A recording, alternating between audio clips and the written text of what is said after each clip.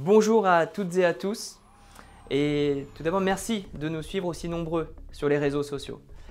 Nous vous adressons cette vidéo pour vous tenir informés des derniers événements dans le déroulé de cette campagne en vue des élections fédérales. Nous avons demandé au président Christian Palerme un débat contradictoire sur Dailymotion où les deux têtes de liste auraient pu débattre des projets respectifs et convaincre ainsi les futurs électeurs. Celui-ci a été refusé pour des raisons de timing, alors que ce débat pouvait très bien se tenir dans les temps. Cette réponse est-elle démocratique? S'agit-il d'une censure?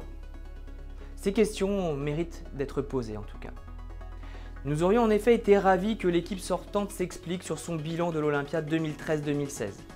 À date, nous n'avons pas eu connaissance de cette action. En effet, un bilan est le résultat de réussites et d'échecs. On ne peut pas tout réussir, on peut se tromper, mais nous devons être transparents.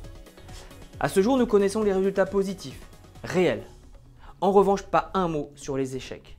Nous souhaitons donc vous apporter des éléments complémentaires dans le but de vous donner une vision globale de la situation de la FFTT à l'aube de l'Olympiade 2017-2020. L'évolution du nombre de licenciés traditionnels, moins 13,5%, et les difficultés financières associées.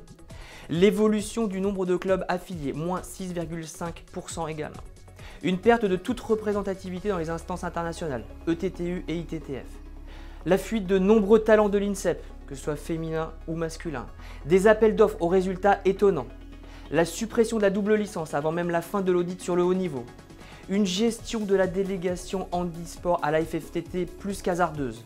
Un échec des JO de Rio sans retour d'expérience ni introspection. Enfin, l'absence de développement de la plateforme PerfTT, alors que celui-ci est dans les éléments de la liste que conduit M. Palerme. Nous vous laissons le soin de juger par vous-même si la situation est satisfaisante ou non. Quoi qu'il en soit, ces élections sont déjà historiques. Elles marquent un tournant dans l'histoire du tennis de table. C'est en effet la première fois que deux listes se présenteront aux élections fédérales et que deux projets seront confrontés. Pour la première fois également, les réseaux sociaux ont été largement utilisés. Nous présentons la liste ensemble, prenons un nouveau départ pour être à vos côtés, pour travailler ensemble, pour faire grandir la maison FFTT ensemble, dans un esprit d'ouverture et de respect mutuel. Ce projet novateur que nous proposons, nous ne pouvons le réaliser sans vous. Vous avez des attentes, des besoins, des desiderata, vous êtes des personnes responsables et passionnées par notre discipline. Vous désirez ardemment une fédération qui soit à vos côtés, dynamique, dévouée, honnête, respectueuse des deniers de chaque club, de chaque comité départemental et de chaque ligue. Le vote de samedi doit alors vous permettre d'entrevoir des espoirs de changement et des réponses concrètes à vos besoins. Nous sommes conscients de nos responsabilités et nous sommes pressés d'être dans l'action à vos côtés. En direction des clubs, des comités départementaux et des ligues, nous allons très prochainement prendre l'initiative d'une première action concrète et déjà novatrice.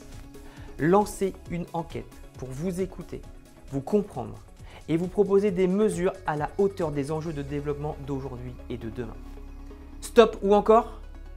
Réponse ce samedi. Nous avons besoin de vous et nous sommes les seuls à réellement pouvoir changer le cours des choses pour cette Olympiade.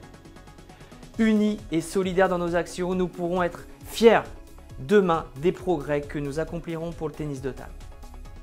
Nous vous souhaitons une excellente journée. À très bientôt, bien sportivement.